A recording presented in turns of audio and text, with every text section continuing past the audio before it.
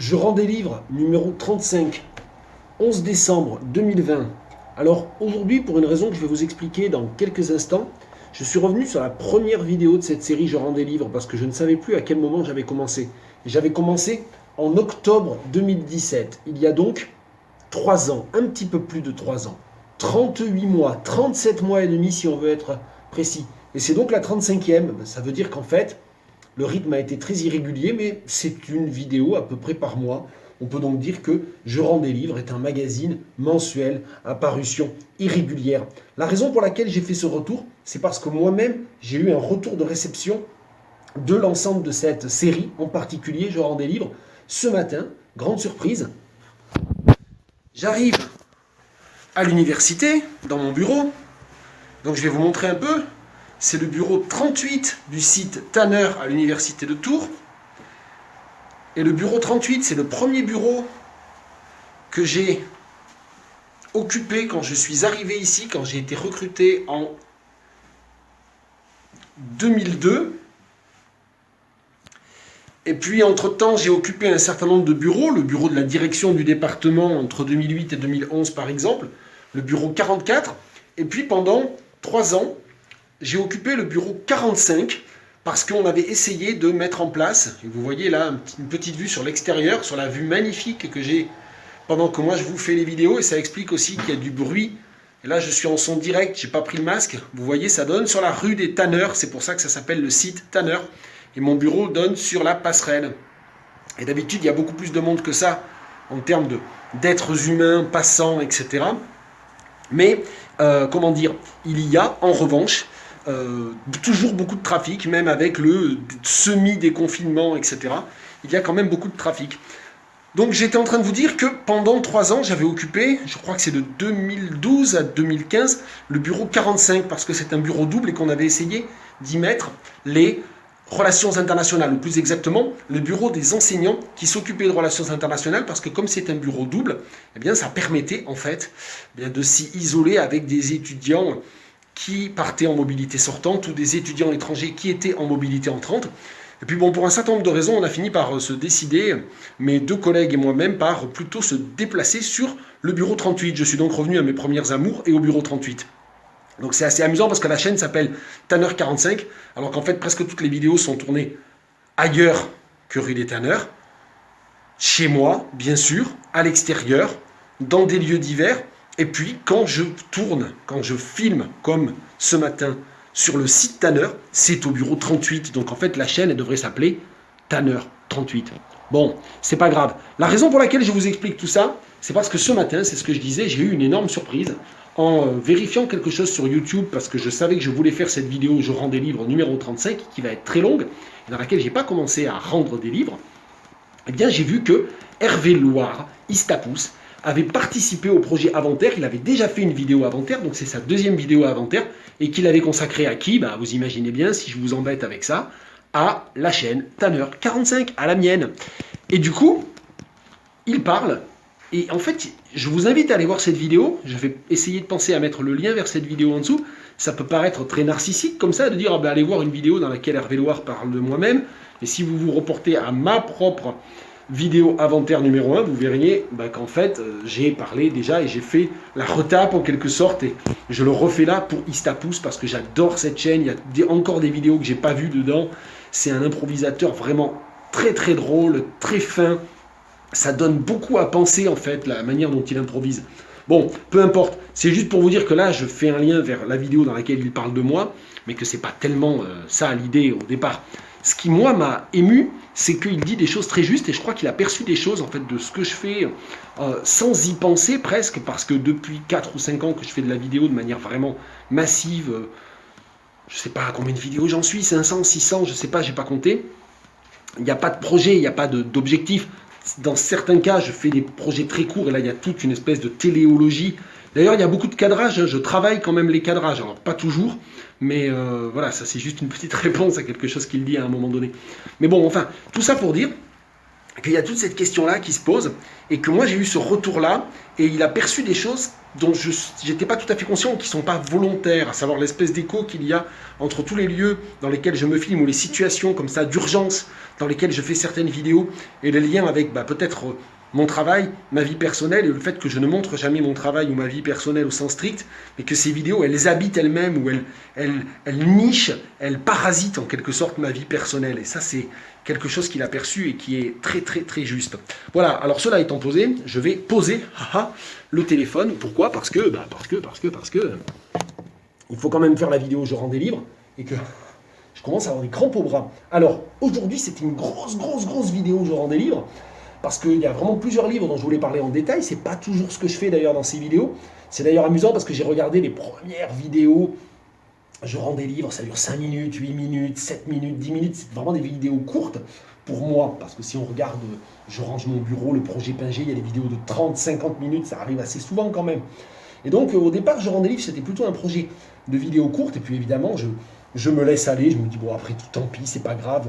Je ne suis pas tellement encouragé non plus parce que à faire plus bref, parce que les vidéos les plus longues que je fais, les vidéos les plus longues que je fais sont parfois les plus regardées. Et il m'arrive de faire des vidéos de 3-4 minutes qui ne sont pas tellement visionnées.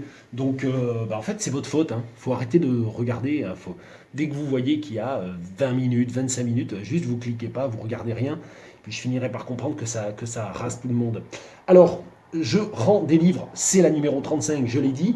Et après ce très très long préambule, je vais quand même parler des livres que je m'apprête à rendre à la BU. Sauf que je me rends compte que je n'ai pas pris un rendez-vous et qu'actuellement, avec tout le protocole sanitaire, on est obligé de prendre un rendez-vous même pour aller rendre des livres. D'ailleurs, ça c'est autre chose. Hervé Loire dit je ne me filme jamais en train de rendre les livres. C'est vrai, peut-être que je pourrais le faire, je ne sais pas, on va voir.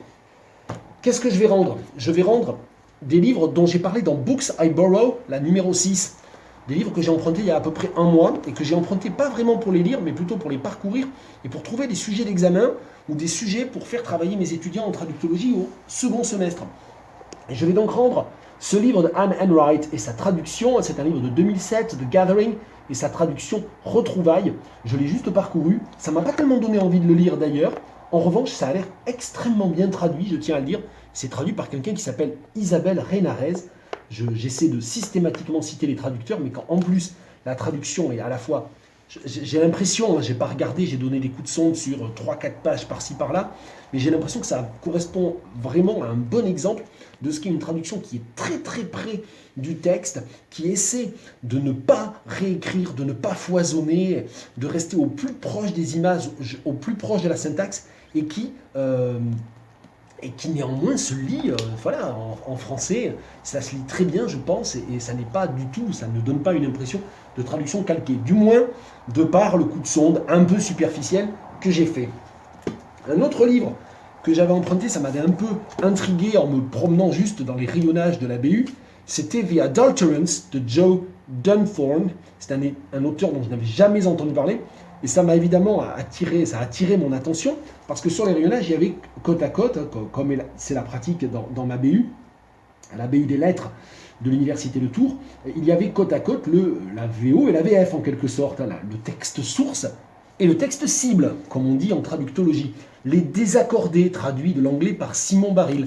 Et ça, j'ai lu les 20 premières pages parce que je me suis dit que j'allais peut-être le prêter à ma mère. Et puis en fait, c'est vraiment pas terrible, donc je ne vais pas le prêter à ma mère. Enfin, moi, j'ai pas trouvé ça terrible.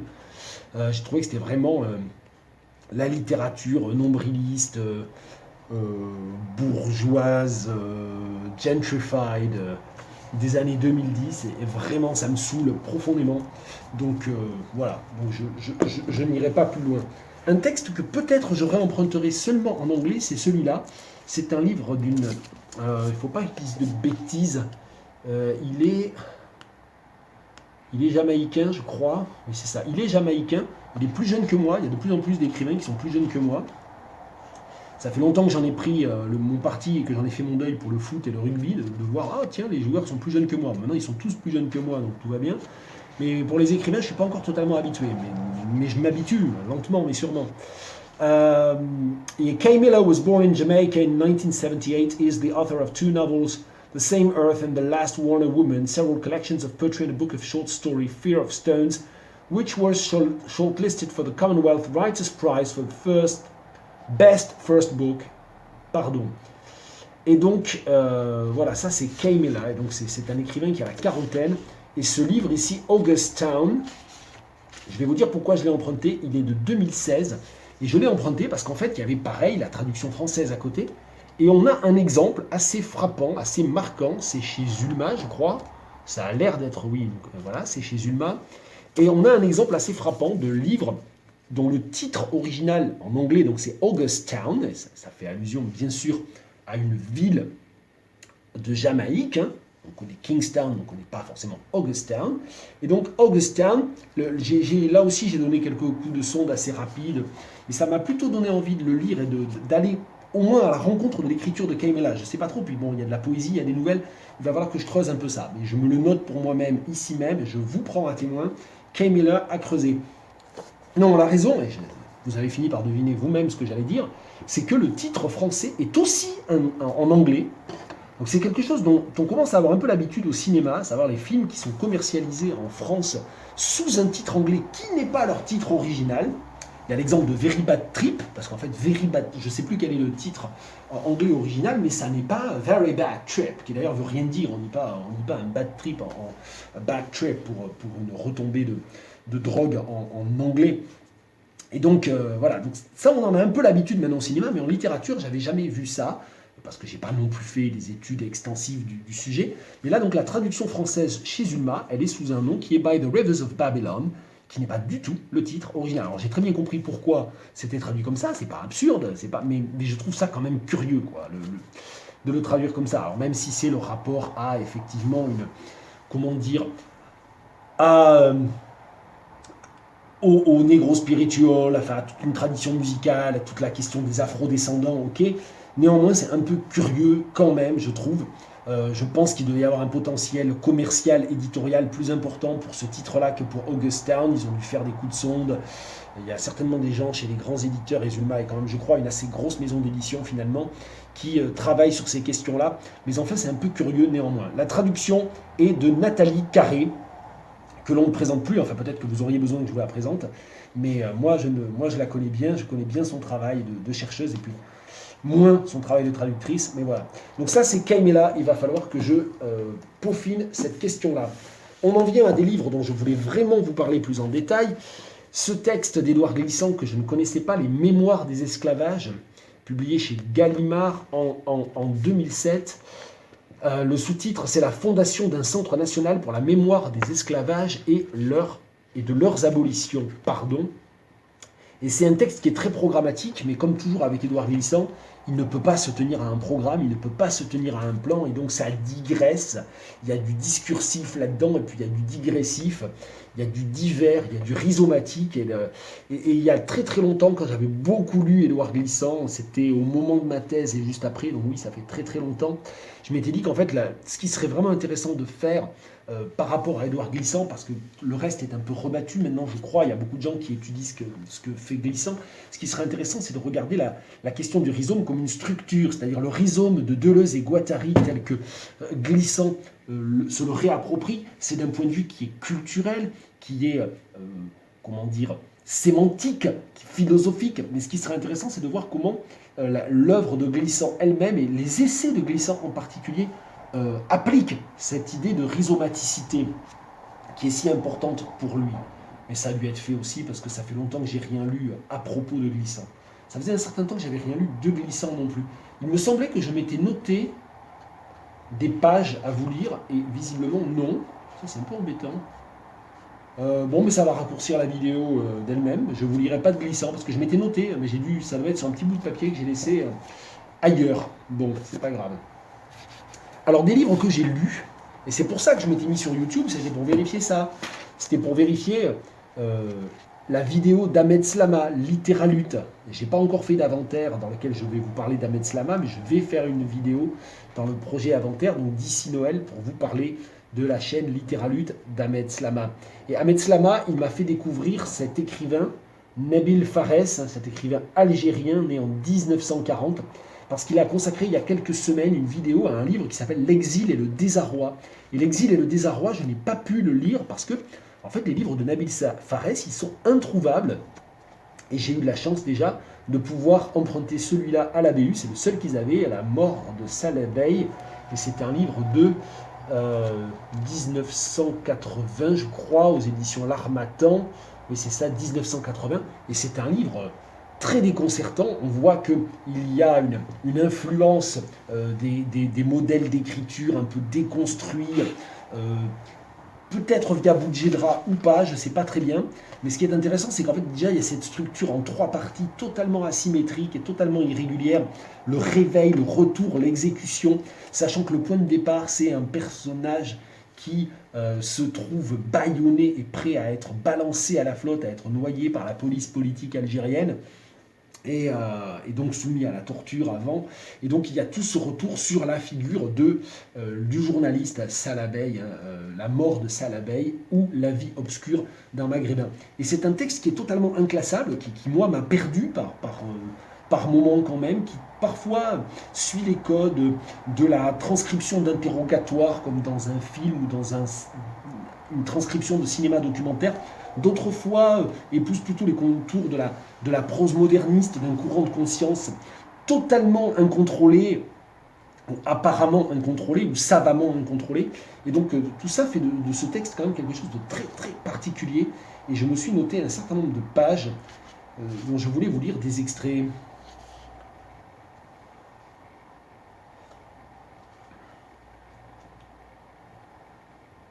Tiens, ça, pardon. J'ai déjà échappé à un attentat. Si tu lis cela, il est bien entendu que le second aura réussi, alors pour le troisième, j'aimerais que toutes les dispositions soient prises.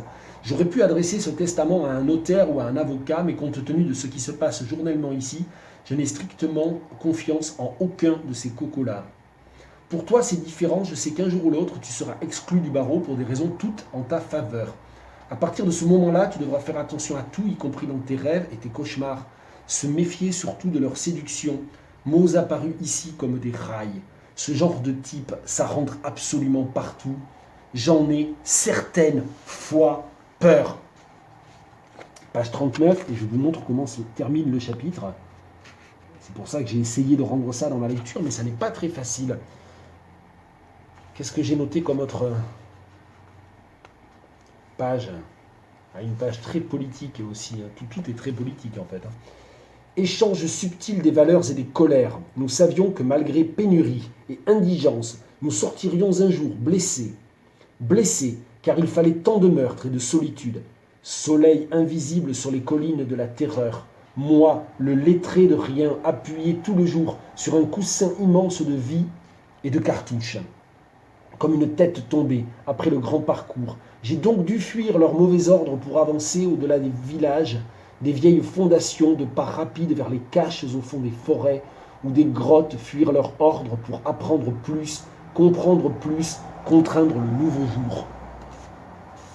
Donc ça c'est la page 110, c'est pareil, j'essaie de vous montrer quand même la disposition, parce que la lecture ne peut pas tout faire, et ça aussi, ça fait partie de ces textes, on va dire, qui peuvent être assimilés à la post-colonie, aux textes post-coloniaux, de remise en cause typiques autour des années 80. Moi, j'ai travaillé bien sûr sur la première trilogie de Noureddin Farah, les variations sur la dictature africaine, cette espèce de reprise de toute la question des régimes non démocratiques, post-indépendance en tant qu'instance néocoloniale ou de légitimation des mécanismes coloniaux. Ce texte, il s'inscrit à fond là-dedans. Ça, c'est la page 110. Et puis un dernier extrait qui m'a beaucoup parlé, parce qu'à une époque, il y a 1 an ou 2, j'avais essayé d'écrire un texte personnel, je veux dire, à partir des modèles d'ovales, en mettant des éléments de texte insérés dans des ovales, et j'avais beaucoup travaillé sur le motif de l'œuf, sur et donc voilà, vous allez voir pourquoi ça m'a parlé. Assis dans cette obscurité d'où son incorporelle voix parvenait, n'utilisez plus la guerre mais l'intelligence, celle que les milliers de journées d'humiliation et d'exil vous ont donnée. Et c'était l'œuf qui écoutait maintenant au centre de l'immense plat. Un œuf de mer, gros comme un monde ou une île, un œuf assis dans l'immensité d'un plat. Un œuf ami, solitaire et muet. Pas de mouches ni d'insectes, ni d'affectation à quelque poste de travail. Le chômage double de l'œuf est dans votre regard, car il insiste sur vos incertitudes, amis, solitaires et muets. Mais l'œuf ne bougea pas. Il faudrait tout citer, c'est la page 126. Je vous montre vite fait que l'avantage, c'est qu'avec la vidéo, vous pouvez faire un arrêt sur image et vous pouvez même lire ce que je n'ai pas lu si vous trouvez la vidéo trop courte. Humour. Nabil Fares, la mort de Salah Bey.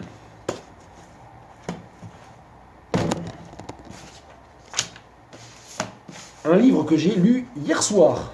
J'avais du mal à m'endormir, j'ai traversé ce livre assez rapidement. Machin de Marilyn Debiol, c'est un livre qui est paru en 2019. Et la raison pour laquelle j'ai emprunté des livres, j'en ai emprunté plusieurs de Marilyn Debiol, c'est parce que sur Twitter, un contact Twitter de mon épouse lui a conseillé La Sèche de Marilyn Debiol. Apparemment, c'est un livre qui parle de cuisine, je sais pas, qui fictionnalise la question de la cuisine, je sais pas trop. Et j'ai oublié, je dois avouer, du coup, bon, je me suis dit, ah oui, Debiol, c'est un nom que je vois passer depuis assez longtemps. Tiens, à quoi ça ressemble? Et c'est à ça que sert la BU aussi, c'est se dire, bah voilà, j'ai pas le temps de tout lire, j'ai évidemment pas assez d'argent pour tout acheter, puis j'ai pas une maison assez grande pour tout entreposer, donc la BU, elle m'a souvent sauvé, et ça fait maintenant 25 ans que je lis énormément en BU, et même à l'époque à Normal Sup, j'ai emprunté énormément à la bibliothèque de Normal Sup, donc voilà, ça fait 25-30 ans en fait même. Hein. Et donc, ça m'a permis de lire, de découvrir déjà, d'emprunter plusieurs livres de Marilyn Debiol, et donc j'en ai lu un, son dernier peut-être, pas loin, 2019, machin, et j'ai mis quand même quelques pages, une bonne dizaine de pages, à me dire qu'en fait elle devait parler de personnes qui ont vraiment existé. Mon inculture en termes de cinéma et de cinéphilie est quand même immense, et donc effectivement ça parle de Alfred Machin, je vous invite à aller faire 2-3 recherches sur le web, Alfred Machin qui est un grand pionnier du cinéma documentaire, du cinéma animalier, du cinéma pacifiste, il est notamment connu pour un film sorti début 1914 qui s'appelait Maudite soit la guerre et dans laquelle a joué Fernand Crommelin, l'immense dramaturge, trop méconnu dramaturge belge Fernand Crommelin. Et bien il joue là-dedans, un des rôles principaux d'ailleurs. Et donc hier soir j'ai aussi regardé comme ça quelques films, j'ai regardé 2-3 films courts et puis j'ai regardé des extraits de Maudite soit la guerre aussi d'Alfred Machin. Donc ce livre déjà il m'a fait découvrir, alors par un procédé narratif à triple emboîtement qui est très intéressant, c'est que le narrateur du livre, c'est quelqu'un qui s'appelle André, et qui, enfant à Casablanca, fréquentait, passait des heures et même des journées dans le garage qui se trouvait, avec le garagiste, dans le garage donc, qui se trouvait en bas de chez lui, en bas de chez ses parents, et donc ce garagiste, très très bizarre, très folâtre, qui racontait des choses étonnantes, était surnommé Clo-Clo, et ce Clo-Clo, c'était Claude Machin, le dernier fils d'Alfred Machin. Et tout ça est vrai, hein, tout ça est documenté et vrai. Et Claude Machin, tout petit, petit enfant, et voilà, jusqu'à l'âge de 7-8 ans, il jouait dans presque tous les films de son père, en fait. Et donc, le narrateur André, quand il est lui-même enfant, il fréquente ce garagiste qui lui raconte tout un tas d'histoires, qui lui mime les films de son père, mais qui ne les lui montre jamais, alors qu'il y a toutes les bobines qui sont quelque part. Et donc, Alfred Machin, si on cherche un petit peu, on se rend compte que c'est quelqu'un qui a fait 150 films à peu près, qui est mort en 1929, donc c'est les films tout à l'époque du muet, entre 1905 et 1929. Il a fait 150 films, dont seulement 37 apparemment ont pu être récupérés, restaurés, etc. Donc le texte de Marilyn Debiol, eh bien, il m'a plongé là-dedans. Je vous lis. Alors ça se termine le 14 juillet 2015 à Nice, je ne vous en dis pas plus, vous avez déjà deviné. Quand, en août 1908, Alfred Machin rentre de l'expédition, il se rend à Vincennes où se trouve la maison Pathé. Il a les mains presque vides, mais le patron l'accueille chaleureusement malgré tout. Charles Pathé va même financer une nouvelle expédition en Afrique. Machin repart fin décembre 1909 avec un jeune opérateur de 19 ans et décide de s'aventurer en Afrique par la voie des eaux cette fois-ci. Il loue 2 grands bateaux qu'il prend le temps d'aménager et de garnir de provisions comme de munitions. L'équipé fait escale à Fashoda, explore le pays des éléphants, atteint le Soudan anglais, les Congos belges et français, l'Ouganda. Elle croise le président Roosevelt qui chasse lui aussi en Afrique centrale. Machin ne commet pas l'erreur de développer sur place les pellicules qu'il conserve sous la cendre comme des jambons avant de les envoyer en France. Il rapportera nombre de films dont beaucoup montrent pour la première fois la vie quotidienne des peuples qu'il rencontre, leur misère, leurs conditions d'esclaves, décochant par là même des flèches invisibles au colonialisme. Vous comprenez pourquoi je lis cet extrait. Ça me ramène à mes marottes, au sens de mes centres d'intérêt, mes spécialités de recherche. Donc il va falloir que je creuse tout ça.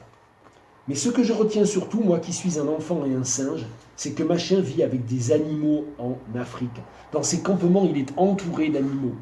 Des girafes, des gazelles, une hyène, des genettes, des lions, des autruches, un singe, une jeune panthère qu'il a recueillie, nourrie au biberon et élevée. Sa mère a peut-être été tuée dans une chasse qu'il a filmée.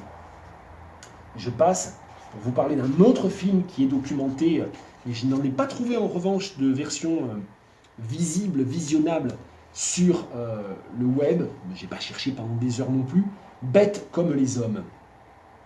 Monsieur Clo-Clo a un faible pour le film dont le chantier a commencé l'année de sa naissance et duré plus d'1 an.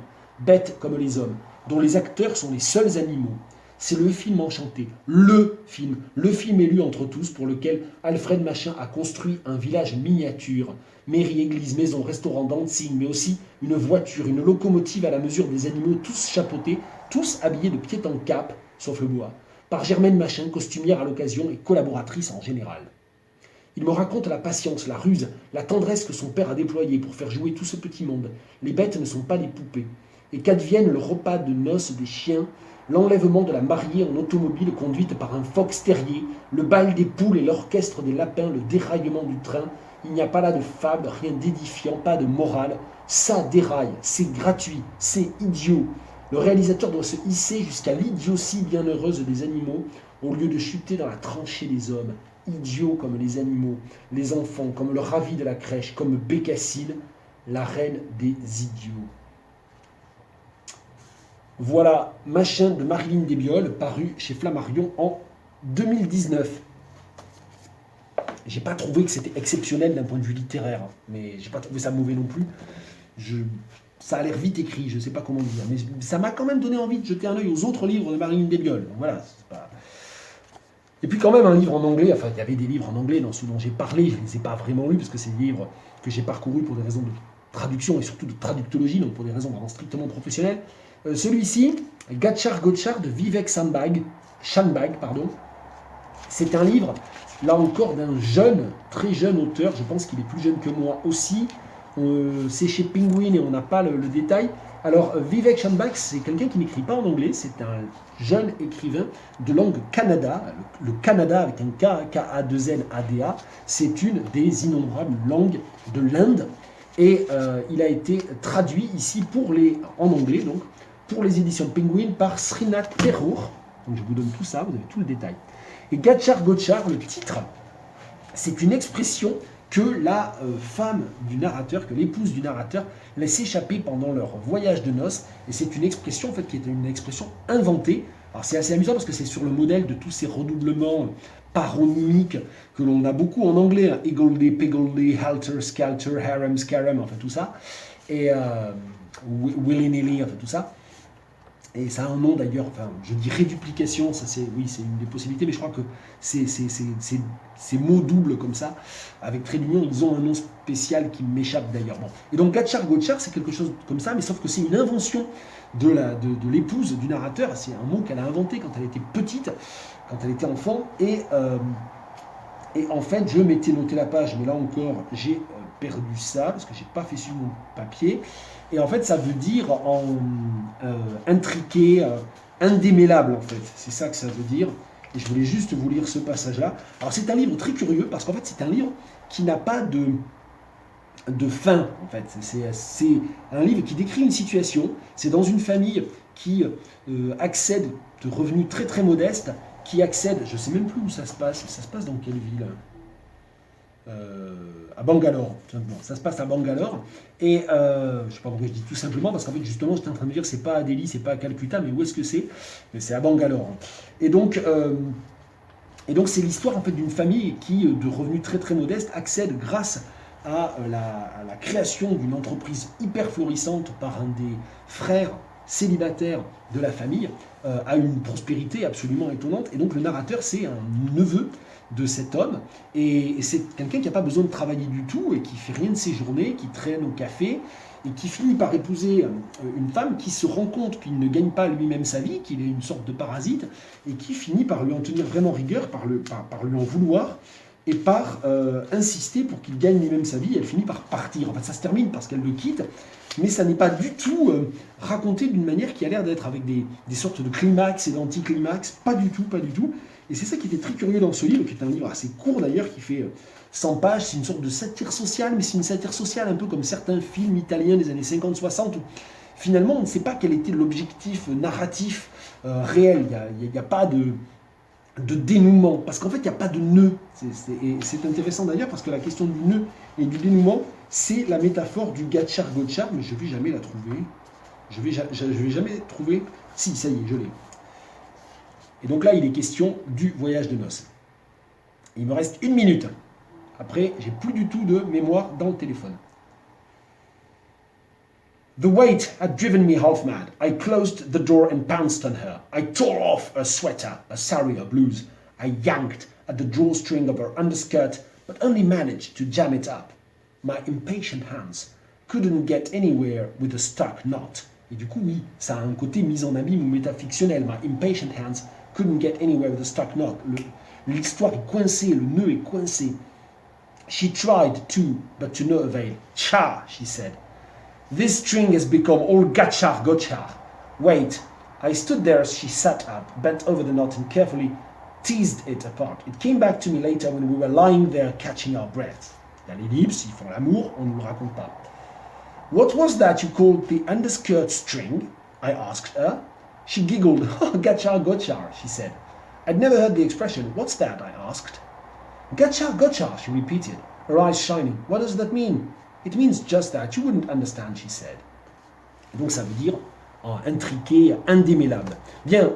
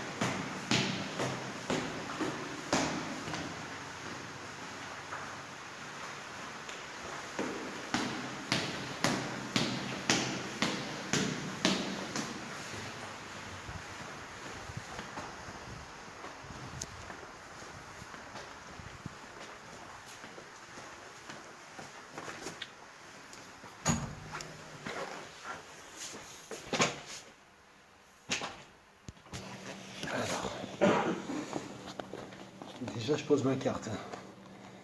Et j'essaie de ne pas l'oublier, surtout. Je peux le mettre là, c'est bon? Oui, c'est bon. Enfin, vous pouvez la reprendre. C'est vrai, je peux la reprendre tout de suite? C'est pas mal parce que les 2 dernières fois, je l'ai oublié. Et puis nous, on ne les voit plus, du coup. Donc, ouais, je sais, oui, c'est ça. En fait, je pense que c'est la personne suivante qui se rend compte qu'il y a une carte posée. Alors, si c'est sur des retours, je vous invite à les mettre sur le chariot. Non, mais tout va bien, hein. C'est pas comme si c'était pas comme ça depuis des mois. Je suis déconcentré. Je à 10h.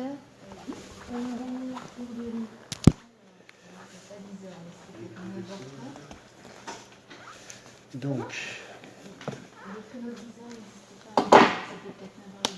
Ah non, 10h. Anaïs Bourdelou. Pour travailler sur place? Oui.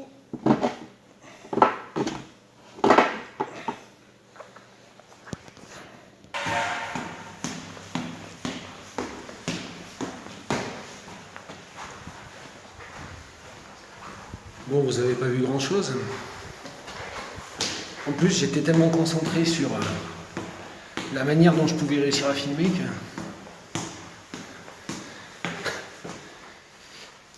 que j'ai totalement oublié le protocole.